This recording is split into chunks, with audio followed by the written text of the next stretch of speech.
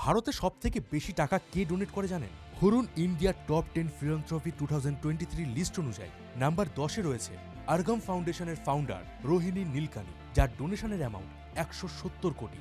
9 নম্বরে রয়েছেন সিরাম ইনস্টিটিউটের ফাউন্ডার সাইরাস পুনাওয়ালা, এনার বার্ষিক ডোনেশন 179 কোটি।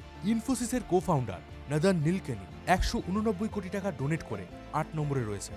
7 নম্বরে রয়েছেন বেদান্তার চেয়ারম্যান অনিল আগরওয়াল, তিনি ডোনেট করেছিলেন 241 কোটি টাকা। 264 কোটি টাকা ডোনেট করে 6 নম্বরে রয়েছেন বাজাজ ফ্যামিলি। 5 নম্বরে গৌতম আদানি, আদানির অ্যানুয়াল ডোনেশন 285 কোটি টাকা। 4 নম্বরে রয়েছে আদিত্য বিড়লা গ্রুপের চেয়ারম্যান কুমার মঙ্গলম বিড়লা, যার ডোনেশনের পরিমাণ 287 কোটি টাকা। 3 নম্বরে রয়েছেন মুকেশ আম্বানি, তিনি ডোনেট করেছিলেন 376 কোটি টাকা। 1774 কোটি টাকা ডোনেট করে 2 নম্বরে রয়েছে উইপ্রো চেয়ারম্যান আজিম প্রেমজি।